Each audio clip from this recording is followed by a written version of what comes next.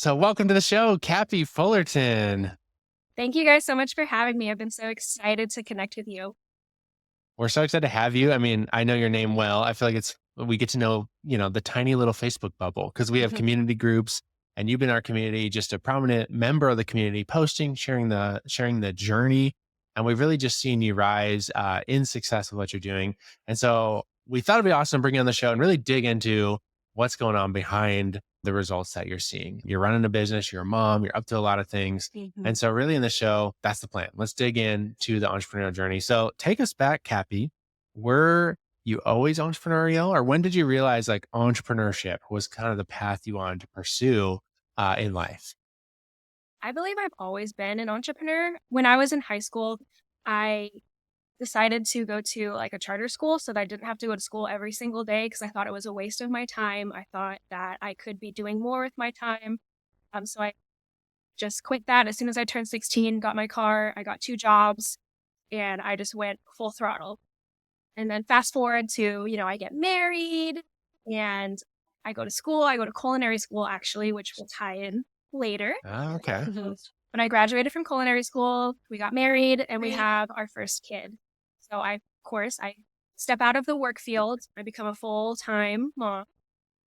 And I just craved a little bit more of something. Like motherhood in itself is a beast. We all know that. It's very fulfilling, but I still had that bug. And I wanted to do something that was outside of the house while still being inside the house. Yeah. And so that's when I started like a home bakery, Oh cupcake, wow. wedding cakes. Those were the big things for me.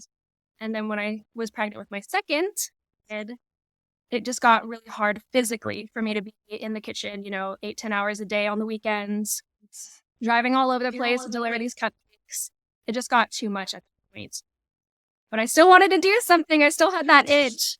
So that's when I actually found like network marketing. I did some things over there, putted around there. I enjoyed it. I met some really, the big wigs or whatever you want to call them. I've seen success in all areas of the entrepreneurship journeys that I've been in, but I just felt like none of them still me. I wasn't super excited about always having to be like, the face of my business, which is silly because you kind of have to. But bringing the people in constantly was really hard for me. Like I had to pull in for advertising, but then also be the mind behind the business. And those are two very separate things, I feel like, which you can be good at. But when you also have 2 kids going on 3, your time is just divided way too much. So when I was pregnant with our third baby, we were very excited. It was our first girl. So that was very different. At that point, I wasn't in any network marketing company. But I still, again, that itch just hits me when I'm being like a little bit stagnant, like I feel like I want to and need to be doing more. And so when I had my baby, I had an epidural and it actually went really, really badly. They had to try to insert it 3 different times. And at that point, I knew something was wrong. They had to call in, the more experienced woman to do it. So I was like already like red flags. We had the baby, thankfully. She was fine. She was perfect. No complications for her. But as soon as they took out that epidural, I had some serious pressure on my brain, my spine, my spinal fluids. So there was nothing was regulating like my brain to my spine. It was the worst pain I've ever felt. It was way worse than childbirth. So from that, we were in and out of the hospital for the next couple of weeks. I had to get blood patches where they take blood from like my wrist that put it into my back. It was luckily the whole time, of course, the baby was fine, and I was very happy about that. I'll take all the as long as the baby's okay. But while I was on bed rest during that time, that's the first time that I saw the Rainmakers little promo. I think it was on Facebook. And what really caught my eye there was for like, Amazon selling, you use their brand, you use their face. And to me, that really caught my eye because I was like, I know how I can like find inventory. I know that I can fulfill it. I know that I can build a brand on the outside. I don't want that to be the only avenue that people can find. So if I don't have to be, face on every single day, to me was like gold. And as a mom who was sitting on bed rest, I was like, should I do this? I think I should. And so I joined your guys' challenge, and it was right before you guys did the live challenge. So I kind of Okay, yeah. batted around a little bit the first couple of days going through the recordings, but I knew that the live one was coming. So I kind of got familiar with it. So as soon as the live challenge started, I was all in. I knew that I wanted to be on every single like live recording. I wanted to be there. I wanted to feel the energy. I wanted to add to the energy, actually. And I mean, since then, it's just been amazing. Wow, That's that's so crazy. cool. On bed rest right after Yeah. having a baby. I would love to know, Cappy, with all the different entrepreneur ventures you've done, I loved how you said, like, I can be successful, like, at all of them. And I'm curious to know, have you always had like a positive support behind you as you're trying new things? Or, what does that look like, even in just like your home, your personal life, as you are wanting to try different things? And again, like having that bug of like, I love being a mama, but I want something more. Yeah. That's an interesting question. Where my mind went with that answer, I'll explain it in a little bit. But yes, I've always had a really good support system. My husband is absolutely amazing. He also is somebody who cannot still, like whenever I Mm. plan like a day date where we can just like relax and catch up on our like, trashy TV shows. He's like, oh wait, I need to do this. Oh wait, I need to do that. And I'm like, sit for a minute. But I just know that's how he is. He's very like physically go, go, go. And I feel like I'm very mentally like go, go, go. And so Mm. we complement each other and we understand each other and we always try and help each other as best we can. So he's always been a very, very big support for me. Growing up, my dad is, I guess, he's a lawyer. So it's kind of entrepreneurship in the sense that like he always has to find the firm that works with him. And even though it's fully like entrepreneurship, I would say it could be. But my parents, they did divorce when I was like 12. And I grew up and I still am a member of the Church of Jesus Christ of Latter-day Saints, commonly referred to as Mormons.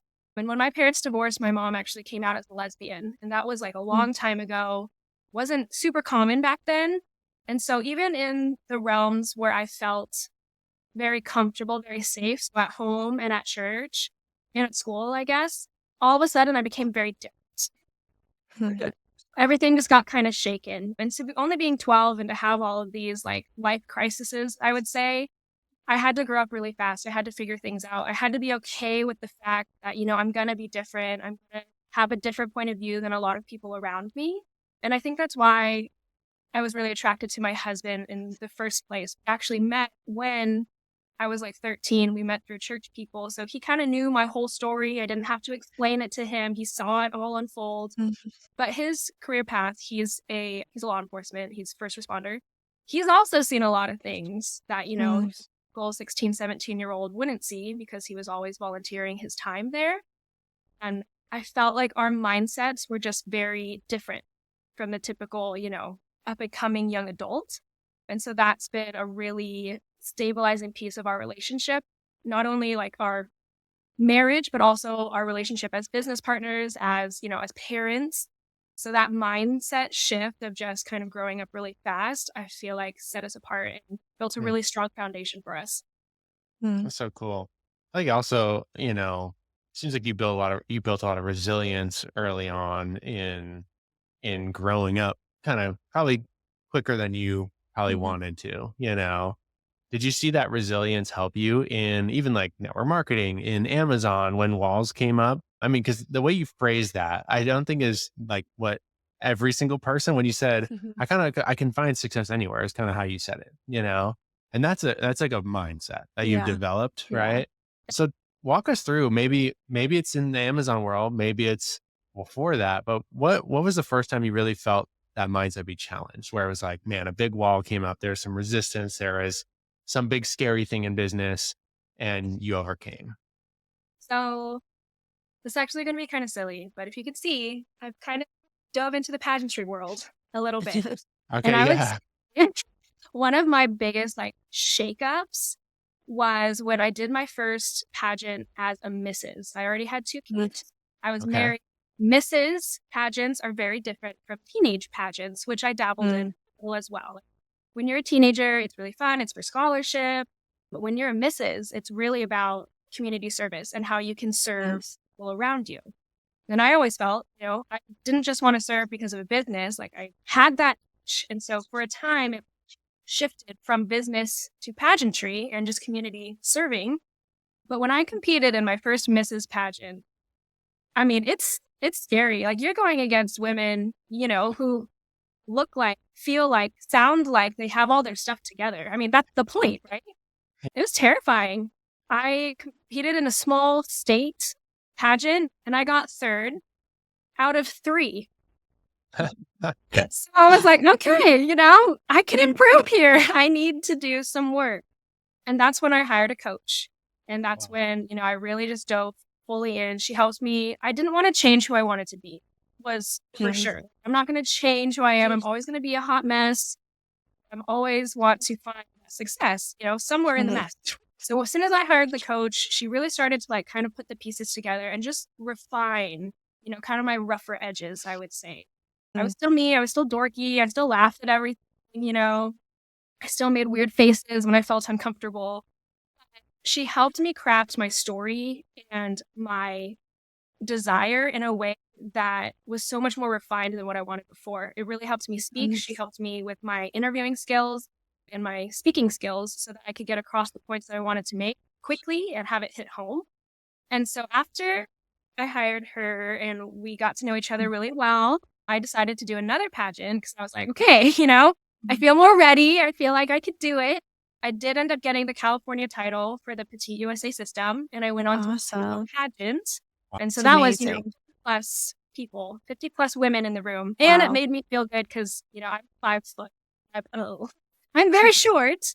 And so being in a place where everyone has felt like, I'm not tall enough, Mhm. and that's one insecurity that I can just throw out the door because everyone there has felt it, and that's where we're celebrating. Mhm.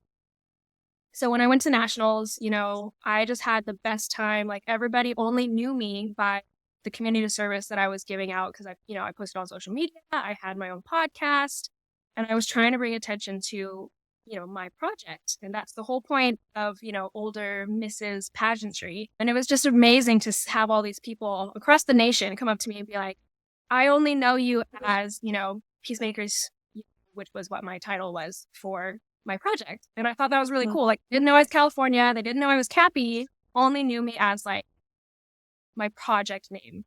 I ended up getting third again, Wow. but this time it was out of like 50 plus people. So I Yeah. was like, Yeah. And I the whole still nation. got Yeah. ranking, but I That's grew amazing. so much. But I think that's why when business came around, I wasn't scared to, jump into the Rainmakers mastermind because I know the strength that comes from, like having a coach, having somebody there with you to just really cut your timeline down. Like I could bumble around for years in a business or in pageantry, just trying to make sense of what's going on. But why would I waste my valuable time for me and my family when there's a whole community of people that have already done it?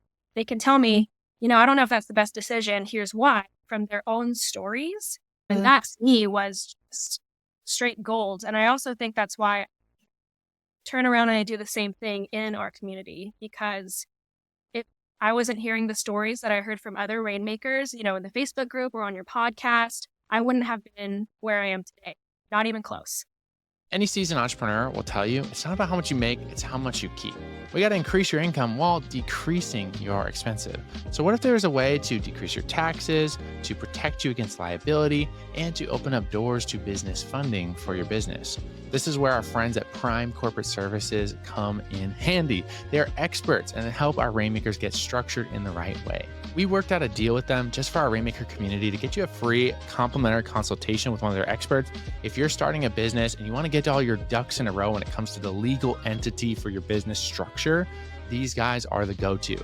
If for a similar package, you would pay like $1,200 on LegalZoom, but this company gives our Rainmaker family a serious hookup. Not only can Prime help you out with getting all your business entities set up, they can help you with your taxes as your business is rolling, and eventually help you with even estate planning for your family legacy. We put all the info on rainmakerfamily.com/deals. Go there, you can book a free complimentary consultation with Prime Corporate and get set up today. Again, that's rainmakerfamily.com/deals. Wow, that's such a cool story. I love it. Can you? So, I mean, I'm just imagining the pageantry, hard word to say. It That is. world, there's so much to learn, right? There's like the politics and how you say things and who, it's like all the whole strategy there, and having a coach probably was so incredibly helpful. Then you go into the e-commerce world. That's like a whole nother territory. It's like Mm. moving to another country. Can you share a specific moment, maybe in your Rainmaker journey, where something really clicked for you? Like you were like, whoa, I'm really starting to see some progress. When was that? And what was that kind of aha moment for you in that journey, e-commerce? Yes, that's a great question. I What really drew me to the Rainmakers and everything that you guys have like compiled for us was helping me with like my business foundations in the very beginning. So once we went through all that, I was cruising. I absolutely loved my like pod coach. She was amazing. She again helped me kind of pivot on certain topics when she knew from experience that, maybe it won't work or it's not as safe. And so we landed on my product. Everything was great. Still is great. But when it really clicked for me that I'm like, wow, we can do this and this is going to work. I'm seeing it working was my launch week. I was so uncertain. I'm like, when do I launch? Like, what's the perfect time to launch? How many units do I need? Like, there was so much uncertainty there that you won't find an answer to until you do it. So even if you have what you think might have been the wrong answer previously, it's still the right answer because now you have more data. Now you can, Mhm. change your course a little bit more. And so that's when it really clicked for me. We had over $100 every day in our launch week. So we got, our cute little $100 little Rainmakers. So that's when I was like, okay, if we can keep this up, which you've given us the tools to keep it up, we're just going to grow. I can see it. That's so cool. Man, I'm debating if we go into the strategy yet, but I Mhm. think we should paint a picture because we have listeners who would know you. They're in the community. We have listeners of podcasts. They're like, "What are you talking about, Amazon?" How has the Amazon business? You kind of for years had this itch for something else, something more. You're a driven individual. Whatever you put your hand to, you're going Mhm. to go all in on. Now that was the beginning of the business. Fast forward us to like now. What is the business? Now, what is it, doing for you in your life? And what benefits are you seeing like from actually starting a business that you own, that you can be home with your kiddos?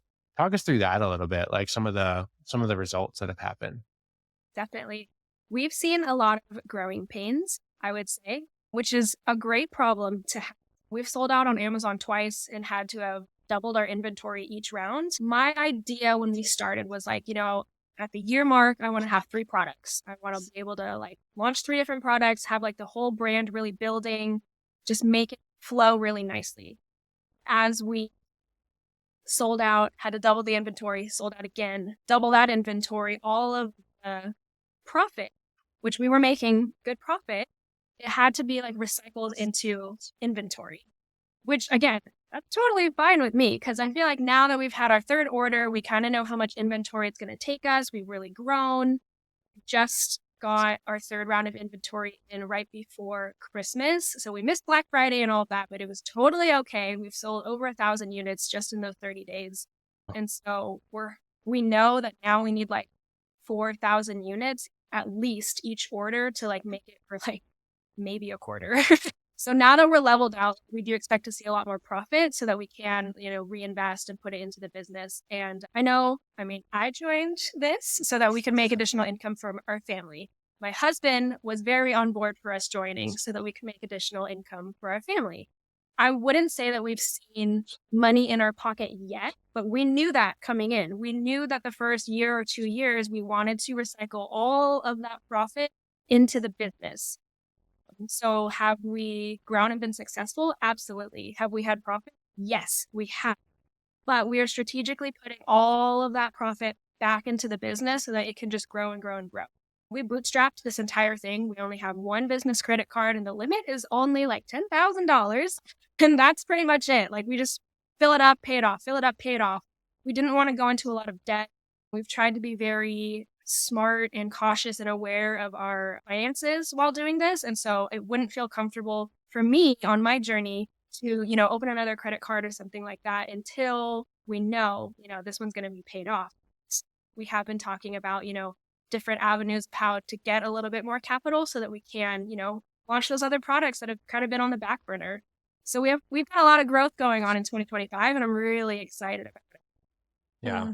How did you from the beginning have that mindset of like, I'm okay with investing back in the business? Because I think sometimes people want to just have, I'm always saying to students, I think in any business, whether it's Rainmakers, whether it's, you know, yeah, any business that you decide to go into, playing that long game. And it's always so important to have like the why behind what you're doing, but also to understand too that the first couple of years, like you might be profitable, but also you're reinvesting so that you can continue to grow and have that like snowball effect.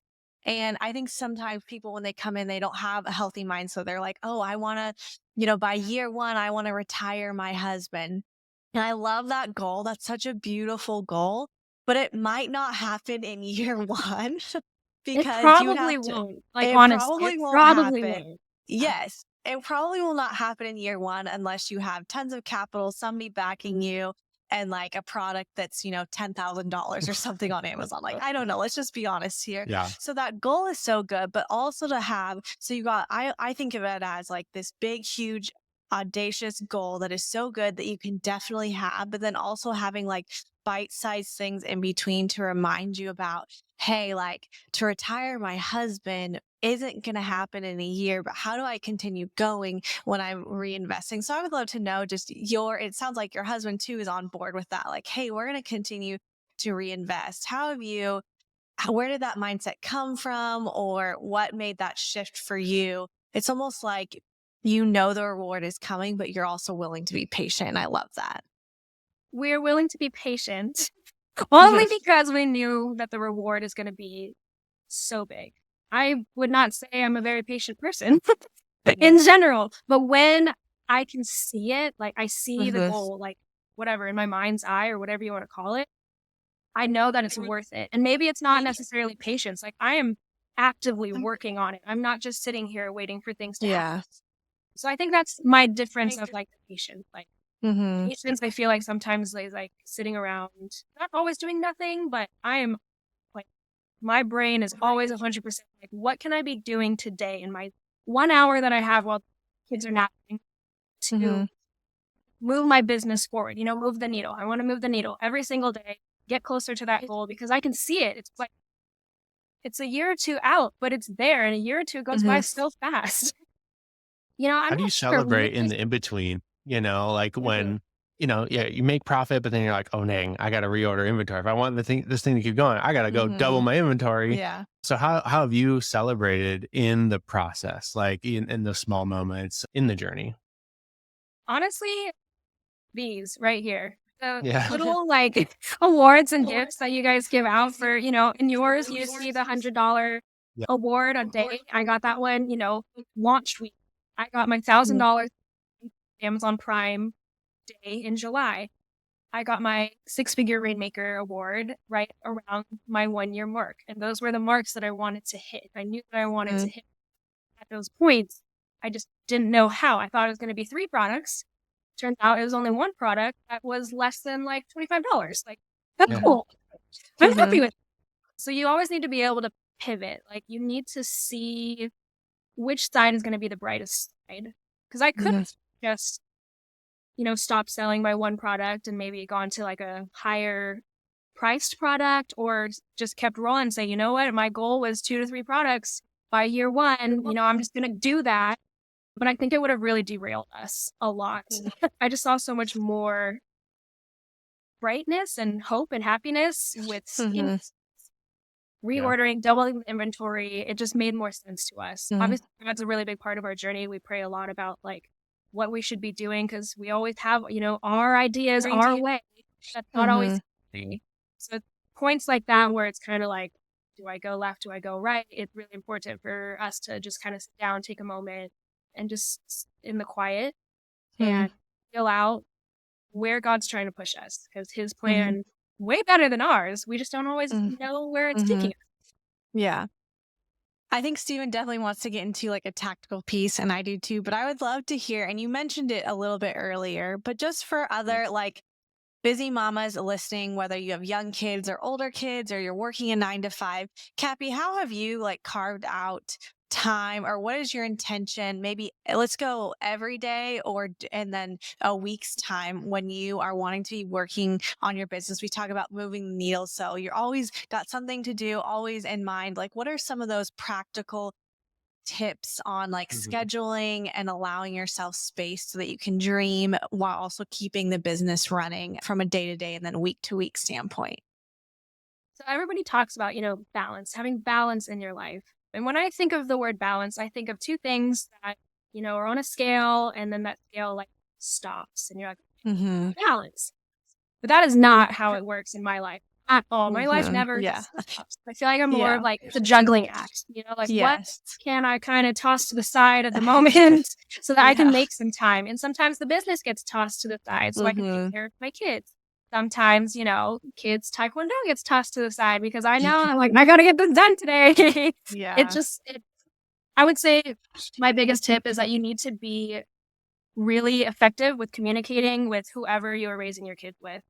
I tell my husband, like, on the days that he has off, I'm like, "Look, I need to get this, this, and this done today." I prefer to do it in the mornings. If you're able to, like, hang out with the kids, just kinda get them out of Mm-hmm. my hair for a little bit, that would be awesome. But sometimes, we wanna go fishing in the mornings and, I kinda have to make those adjustments. I would say you have to have really clear, effective communication with whoever you're raising your kids with, but you also have to be a bit flexible. And, on those days where things just aren't working out, you need to give yourself grace. Like, we're Mm-hmm. not gonna be able to touch our business every single day. If I planned out what I wanted to do for my business every single day for the next week, I think I would feel sad because I wouldn't be able to get to all those things, and then it would just make Mm-hmm. me feel like I'm not doing what I should be. So for me, I know planning really works. My kids are so good with a schedule, like, I know keeping them on a schedule is what's gonna make them thrive as, like, teens and adults. Mm-hmm. I'm so bad at it, and it's really disheartening sometimes. But I need to stay flexible. Like, I'm the mom, they're my priority. Their schedule is my priority. So you gotta be flexible and you have to give yourself grace. Mm-hmm. Yeah, that's so true. We were just talking before we started recording about, the stomach bug and the flu bug that was going Oh, around man. during some of the holidays. And so our family for sure that like throughout whatever agenda we had with family, with work, all of that. And I know you're like you were agreeing with me too. So life happens, roll with the punches, be flexible. But I love that like over like communicating in advance, whoever you're raising your kids with, whether you have childcare or not, and you're communicating your kids too, like, hey, like I'm going to sit down and do these things and get them done. And you know when, and you're focused. So I love that. Good, Cappy. I got a tactical one for you. So a lot of people come into our program, right? They have no idea what to sell. I think Hmm. you were similar, right? Like no idea, no product idea in mind. Is that right? Correct. Yeah, I did not Okay, have an cool. idea or a product or a niche. Okay, yeah. And the niche you landed on actually ended up being something you're passionate about. You went to culinary school and it's in that niche, right? It's in kind of the homemaking baking niche. Was that intentional or is that random? I think some people are kind of like, do I choose a random product because the Hmm. numbers look good, or do I do something I'm more passionate about? How have you liked doing something that you're a little more passionate about? Has that helped you? Or I don't know, what would you recommend to new entrepreneurs kind of just getting started with e-commerce? As a brand new entrepreneur, I would highly, highly, highly recommend doing something that you're familiar with. I found so many different products, the checklist, but the one that drew me in clearly was the one that I knew the most about because I knew I could make a brand about it. I knew I was going to, do the Instagram, do the email list, do all those things. And I didn't want to have that like imposter syndrome of like, I don't know what to do on a golf course. Like, like Yeah. some of those products that we saw were for golfing. And like, yeah, my husband likes to golf, but I don't know if I've ever been on a golf course, and it Yeah. just would feel, I would have to be doing a lot more research and taking a lot more Yeah. time researching all of these things to make it feel like, Hmm. I know exactly what I'm talking about to help you. Like I try to give a lot of value on my Instagram page and on my email list. So I got to know what I'm talking about. 'Cause if I'm just like surface level, they Hmm. probably already know that. It's so much more than I know. So I Hmm. wanted to feel like I was kind of becoming the expert in something. I can help people along their journey.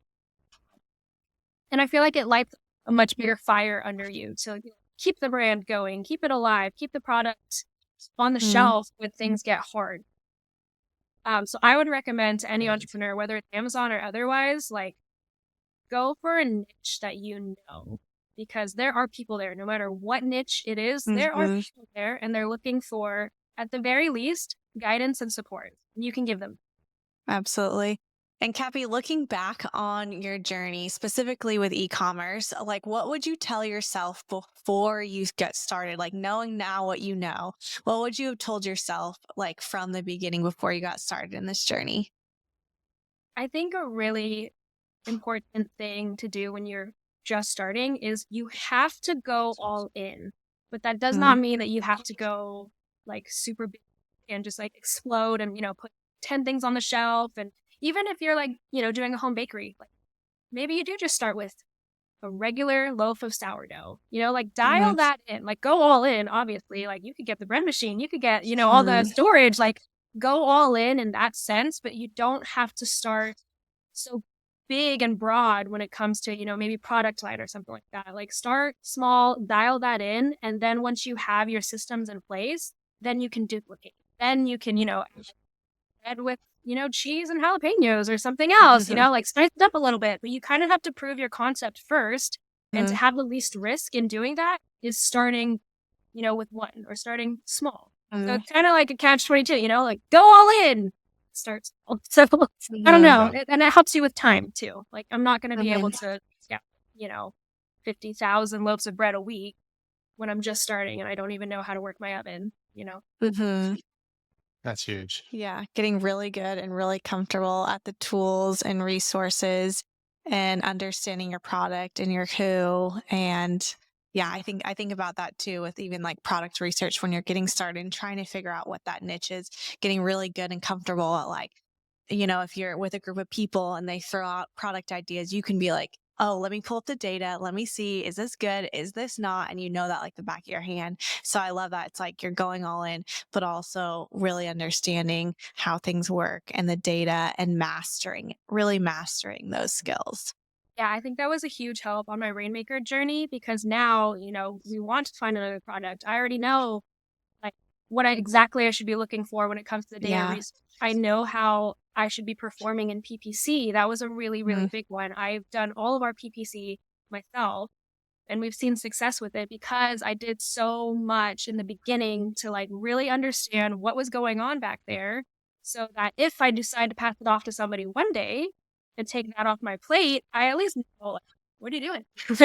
Yeah. Why'd you do mhm, that? Can you explain to me why you did that? And if it's like, okay, I get it. That makes sense. mhm, Fine. But if you have no idea what you're doing before you hand off to somebody else, you can't mhm. tell whether what they're doing is going to improve your business or not. Yeah. Yeah. That's awesome. I think that's so good. And when you do get started, it's like you are doing everything. You're the marketer, you're the researcher, you are paying the payroll, you are the email, but then you get really good at all those skills. So I love what you said. If you do want to outsource eventually, which in Rainmakers, we're all about outsourcing and like buying back your time, but having like that base level understanding. So that if you do hire a company, if you do hire somebody off of Fiverr, or Canva, it's like, like, oh, that's a little bit off, or that's not going to speak well to my customer. We need to change these things. You still have ownership and are walking in power and authority because you have that baseline understanding, but also then can free up your time. So I love that. Yeah. Exactly. There comes that point where you're just growing so much. And I feel like that's when you decide, like, okay, I can take something off my plate, but you have to get to that point first. If you Hmm. hand things off your plate too soon, the whole table's going to flip. Like, it's Hmm. not going to, it's not going to work as well. Yeah. Okay, Cappy, one last question, then we'll wrap. Rainmakers, we're all about transformation. What would you say has been like the biggest change you've seen in yourself through this whole journey? That's a good question because I feel like I had a really good base. Like we've talked about, my entrepreneurship journey. It's kind of opened my eyes a lot to like, playing the long game and all of that stuff. So I feel like if anything, it's shown me I can still grow my skills in all different areas of e-commerce or otherwise, but I can still be a good mom. Because I felt like, especially when I was doing the home bakery, like it was taking up way too much time for so little profit and it was too hard on the body. Like it wasn't good. My temper was going crazy because I had, no food, too much stress. and kids. Like, that's the recipe for disaster. So I felt like I'm able to make such a bigger impact now with this journey, and my time isn't compromised.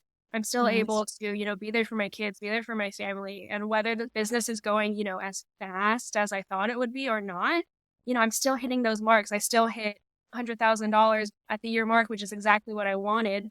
It's just shown me that I can do these things, when I wasn't quite sure if I could do it before because of all of the entrepreneur journeys that I, stopped or quit or whatever you want to call it. But my area in life was changing at that point. So I had to change what I was doing to fulfill the outlet that I was looking for. That's so good. Awesome, Cappy. Such good advice. And if any of our listeners want to follow you, see more about your product, I love what you post on social media. I think it's so good. Some tips and tricks. Where can our listeners go find and follow you? I am on Instagram and my handle is Homemakers Harmony. That's me. Homemakers Harmony. Awesome.